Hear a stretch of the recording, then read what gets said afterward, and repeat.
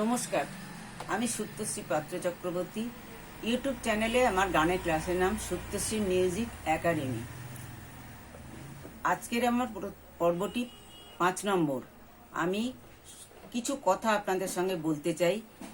প্রথম হচ্ছে সপ্তক কাকে বলে, সপ্তক কি, শুদ্ধ স্বরে বিকৃত স্বর কি, এগুলো আমাদের জানা প্রয়োজন। সা থেকে উপরের সা পর্যন্ত যে স্বরগুলি ব্যবহার করেছি এতদিন ধরে, তার মধ্যে চড়া সা বাদ দিয়ে সা থেকে নি পর্যন্ত 7টা স্বর হলো, স্বরকে বলা হয় সপ্তক। একটি সপ্তকের মধ্যে শুদ্ধ স্বর থাকে 7টা আর বিকৃত স্বর থাকে 5টা। সেগুলো হলো 12টি স্বর মোট, 7টা আর 5টা। এই স্বরগুলোর মধ্যে 3টি সপ্তক মিলিয়ে গান তৈরি করা হয়। সপ্তক 3 প্রকারের হয়, যেমন মন্দ্র, মধ্য ও তার সপ্তক।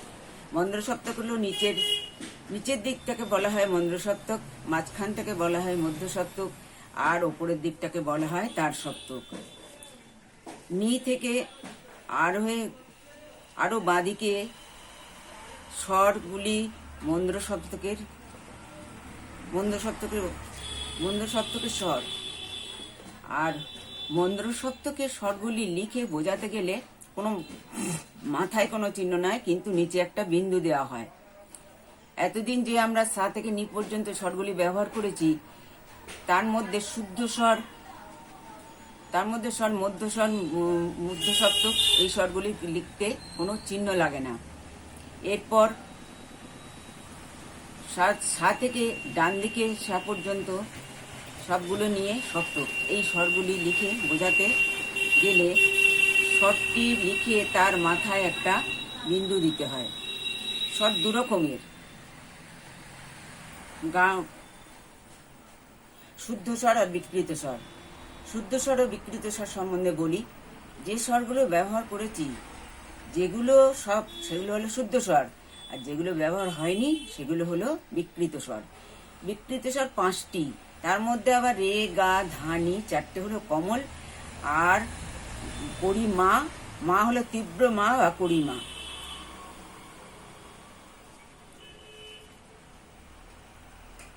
এগুলোর নিচে ড্যাশ দিয়ে আন্ডারলাইন করতে হয়। আর একটি স্বর রইল মা, সেটাকে মধ্যম কড়িমা বা তীব্র মা বলে, কারণ এটা চড়া। এই স্বরটি বোঝাতে গেলে মা লিখে তার মাথায় একটা রেফ দিতে হয় বা সোজা দাঁড়িয়ে দিতে হয়।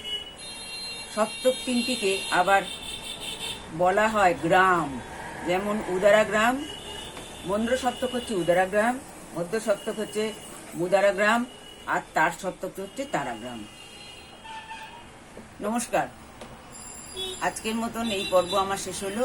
আগামী পর্ব দেখার জন্য আপনাদের কাছে অনুরোধ জানাচ্ছি।